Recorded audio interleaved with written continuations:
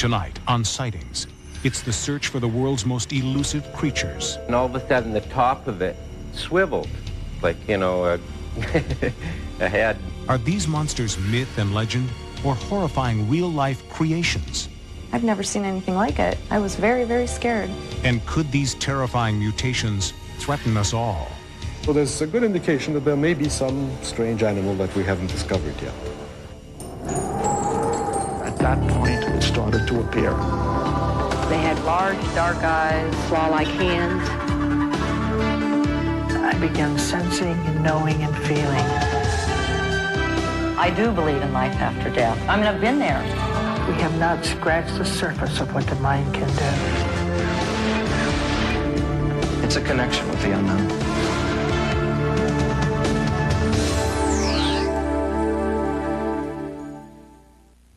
Welcome to Sightings. I'm Tim White. Tonight, monsters. They inhabit the nightmares of childhood and the folklore of every culture. And now there are scientists who believe that monsters aren't just myth. They're real. There are bizarre creatures among us that can't be explained. Some of them have been captured alive. And many of them live in our own backyard.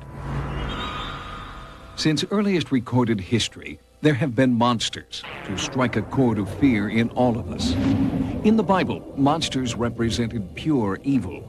They took many different forms, but all had the same goal: to do the bidding of an unrelenting Satan. By the 1800s, the sensibilities of Victorian society gave monsters a human face, but their evil deeds were decidedly inhuman. Mary Shelley's Frankenstein became fictional folklore, but the strangest account wasn't to be found in the pages of a Gothic novel, but with our 26th president, Theodore Roosevelt. In the late 1800s, the woods of this country, the wilderness areas, were wild and dangerous. President Roosevelt found out just how dangerous these wilderness areas could be. Teddy Roosevelt loved to hunt. He loved to chase creatures through the wilderness, track, shoot. One night he found out this wasn't as much fun as he thought, when his hunting party frightened a Sasquatch into the camp of two trappers. One of the trappers was killed, neck broken, body mutilated, half-eaten by what seems to be, for all intents and purposes, a Sasquatch. 18.5-inch footprints were found the next morning, and Roosevelt was discredited. He became obsessed with finding this creature. This is a theory developed by world-renowned Bigfoot investigator Terry Albright, based on Roosevelt's own writings about his hunting experiences all over the world. Although Teddy Roosevelt never actually came face-to-face with a Bigfoot, Albright claims he was obsessed with stories of reported sightings and carried the fascination to his grave. Now, if Sasquatch is out there and potentially dangerous if aggravated, how many other creatures or things that go bump in the night are out there that we don't know about? This is Hollywood's version of monsters. Creatures designed to scare us, even horrify us with their bloodthirsty qualities. But Hollywood monsters are just as likely to make us laugh at our own fears when they're obviously men in silly rubber suits. Hollywood pokes a lot of fun at monsters. But the fact of the matter is, we have unexplained deaths. The Pentagon must know. Therefore, why aren't we being told the truth about this creature?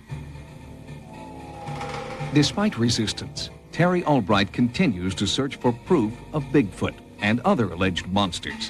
One unlikely hotspot is Bishopville, South Carolina. Residents here have encountered a bizarre humanoid creature that's rumored to haunt the nearby swamps. On July 5th, 1988, the Sheriff's Department responded to a call from a man who said he had been attacked by a scaly, 7-foot-tall monster locals have dubbed Lizard Man. 20-year-old Chris Davis was changing a tire on his car when he heard strange sounds. And after I finished changing the tire, I was putting the stuff in the trunk. And I heard a noise. I looked back. I see something big running towards me. So I shut the trunk and ran to the car. I heard a loud crash on the hood. Something or someone had clawed the hood of Chris's car and ripped off the molding. Footprints that didn't match those of any known animal were found near the attack site by Sheriff Liston Truesdale. This track was found in the woods not long after this man's story broke out. No one knows what creature could have made this claw-like print, 14.5 inches long and 7 inches wide. There are alligators in the area, but no one believes the prints or the attack was the work of alligators or any other animal known in the pages of traditional biology. And yet each year, there are bizarre discoveries that drastically change our perceptions about life on Earth. It scared me because of the traits it had. Everyone believes that there is something here. Let's say we went back that way, and I went that way. Sound far out? Well, pandas were once mysterious monsters in China until Western zoologists tracked and cataloged them. Marine biologists estimate that there are over 1 million species of sea life yet to be discovered. In 1989, Woods Hole Oceanographic captured these incredible bioluminescent creatures, and no one knows what they are. Could these be real living monsters that somehow survived from prehistoric times? Experts believe the ozone layer is shrinking, creating climate changes. DNA may be mutating, and with unprecedented heat and drought, who knows what bizarre new life forms may be created by these atmospheric changes. Coming up next. Its appearance was just a large humanoid creature walking like a human being. Our sightings investigators search for the legendary Bigfoot. There is no possibility that could be a man in a fursuit. A monster 8 feet tall, half man, half beast. Perhaps the elusive missing link between humans and apes. Since the first recorded sighting in 200 BC, creatures matching this description have been reported worldwide. But witnesses have caught only fleeting glimpses of the monster we now call Bigfoot.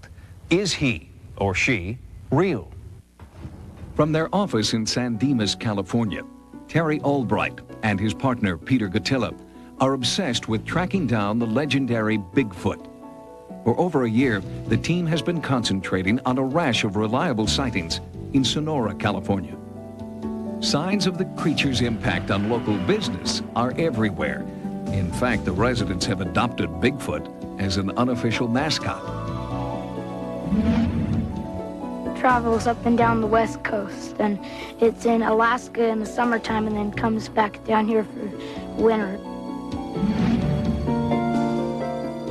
Biggest thing is size and its movement. More human-like than anything, than any animal. It had to be Bigfoot. There was no other answer. Here, Albright and Gattila ask eyewitness Faye Milner to return to the site of her first Bigfoot encounter. We got out of the car, and dogs started raising hell and just barking and sniffing and carrying on. So I just looked around. I thought, well, you know, maybe there's something here. Looked up here and saw 3 Bigfoots standing there. During an examination of the forest, the researchers found evidence they believe confirms Bigfoot was there. And recently, these branches way up here and up here. Now, some of these branches have been rubbed raw of bark. Places where things have been broken off, as you can see, through here. Not only that, below it, there is a path. Here is a branch which has been knocked off and walked over many times. Broken branches here, pushed down branches there. Something has obviously come through here regularly. The evidence is similar to that found throughout the Pacific Northwest and British Columbia, and eyewitness descriptions are strikingly similar. We could see them go behind that tree, in through that opening, and then they were gone.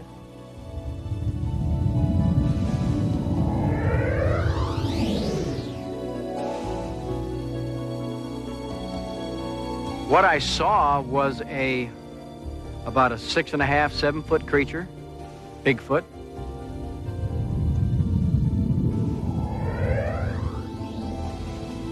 That's the scariest I've probably been in my life, to be that close to something and not see it and feel it.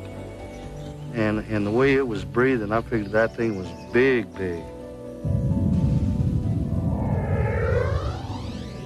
Its appearance was just a large humanoid creature walking like a human being.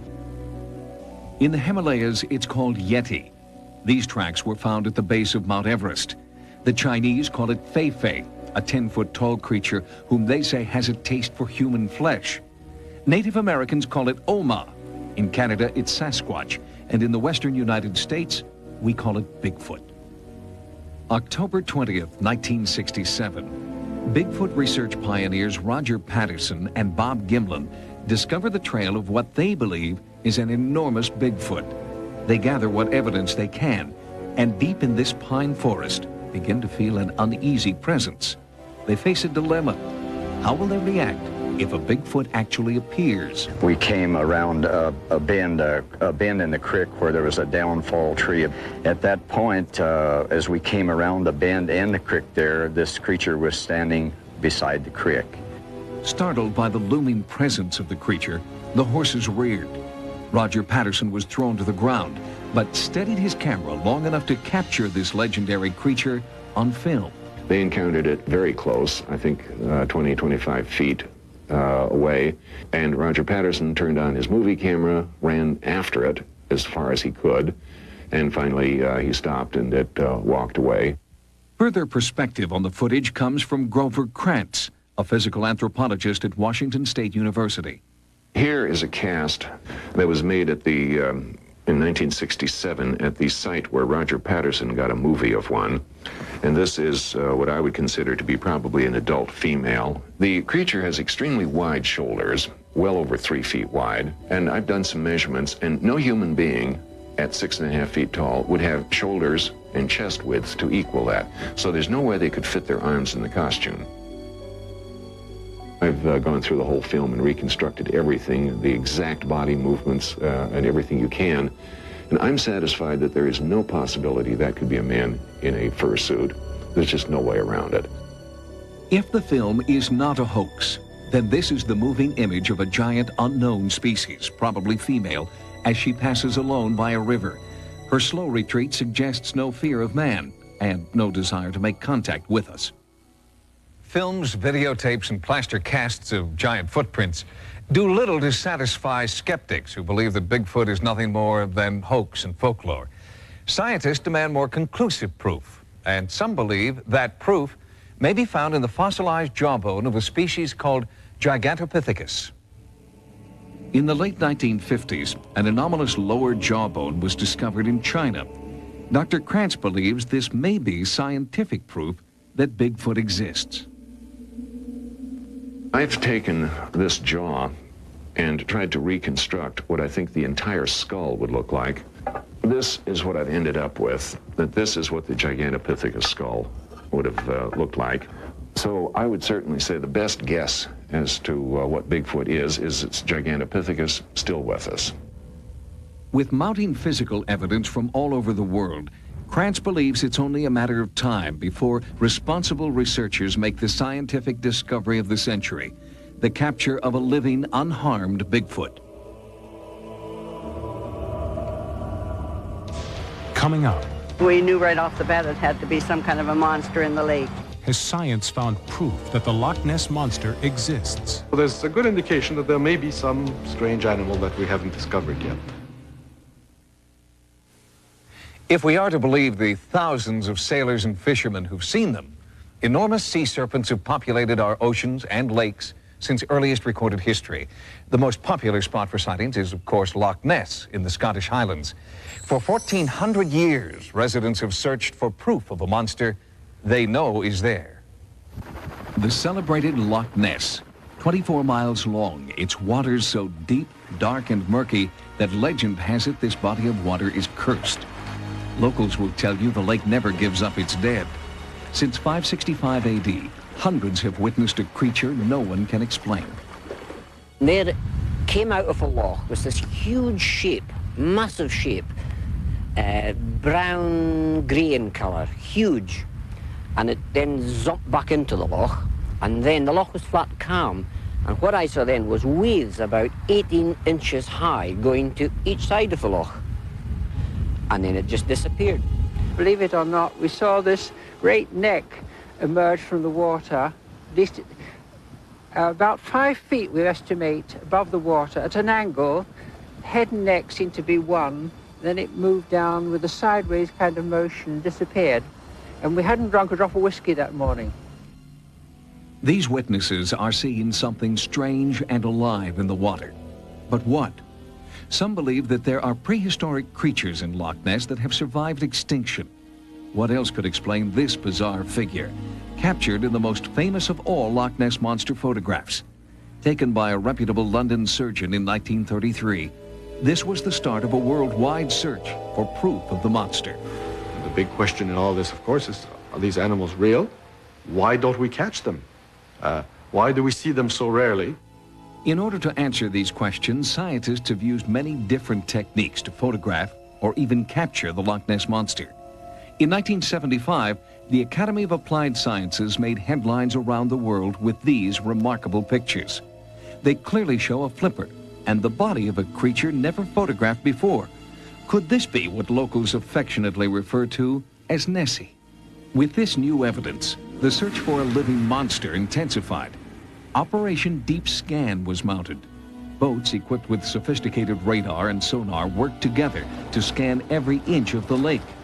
Then, one underwater scanner picked up a startling anomaly. Atlantis, what depth did you find target at, over? It started at about 480 feet down and rose up to 320 feet before we lost the target, over. When we work with sonar, we get strong sonar contacts in Loch Ness. Obviously, we have to resolve that because the two may be linked. So what is in Loch Ness? The answer may also explain what is in Lake Okanagan, 9,000 miles away in British Columbia, where residents describe an equally mysterious lake monster. We had slowed down somewhat and moved over for it because it was coming straight for us. As it got across from us, we could see that this object, it was about 30 feet in length, and it was stirring up a tremendous amount of water. Could the creature that reportedly inhabits this lake be related to the Loch Ness Monster? The sightings follow a similar pattern, going back 100 years when Indians named this monster Ogopogo. All of a sudden, Ogopogo came to the top of the water. And my husband looked at me and he said, "Oh my God, it's Ogopogo." We figured it's around 40 feet long, and there's no fish in this lake 40 feet long, so it wasn't a fish. We knew right off the bat it had to be some kind of a monster in the lake. Unlike Nessie, an Ogopogo sighting has rarely been captured on film. But in 1987, an American film crew shooting a news documentary on Ogopogo made news themselves when they shot this rare videotape, an unidentified creature rising to the surface of the lake. Nothing around it, nothing in front of it, nothing behind it. What did the news crew film? Was it an extraordinarily large fish or a prehistoric cousin of the Loch Ness Monster? Are witnesses seeing the same type of creature 9,000 miles apart? And could there be more yet to be discovered in other bodies of water around the world? There's a good indication that there may be some strange animal that we haven't discovered yet. Chance will eventually perhaps favor us with discovering everything that lives in the ocean. If lake monsters actually exist, where did they come from? One intriguing theory suggests that during the last ice age, certain prehistoric animals were trapped in what would later become freshwater lakes. The possibility that these monsters are actually living dinosaurs propels scientists to continue serious research. Coming up, the world's most bizarre and frightening creations may be forced into our own backyards. It wasn't a natural thing. It was some kind of, I think it was an unnatural creature. A bolt of lightning, 100 million volts of electricity. Experiments have shown that this may have been the jolt that created life out of seawater. If that's true, imagine the beasts that could be created in the toxic waste of the 20th century. I've never seen anything like it. I was very, very scared. Perhaps the most amazing discovery of all was this creature, captured by Japanese fishermen in 1985. This bizarre carcass was caught off the coast of New Zealand, but the fishermen did not realize the importance of what they'd found. These rare photos were taken before the body was thrown back. Satellite photographs show that thousands of square miles of Pacific Ocean may be heating up. Near Mozambique, a fish thought to be extinct for 2 million years is captured alive. Could all these events be a hint of other monsters yet to be discovered? When I first saw it, the neck was way out of the water. So I went to turn my boat to avoid this. And then all of a sudden, the top of it swiveled, like, you know, a head. And that's when the excitement started. Gary Limetta was on a pleasure cruise when he encountered a sea monster. This exclusive footage captures an 8-foot neck rising from the surface. From what Gary Limetta has described, it looked to him like a very large turtle without a shell. The big question is, what can this animal be? After all, we have a catalog of a great number of animals that we have caught in the ocean. Are there any others? We may soon find out. Dwindling animal habitats and destruction of the world's wild places mean animals, perhaps monsters, will soon have nowhere to go but into our own backyards. It scared me because of the traits it had. You know, it wasn't a natural thing. It was some kind of, I think it was an unnatural creature.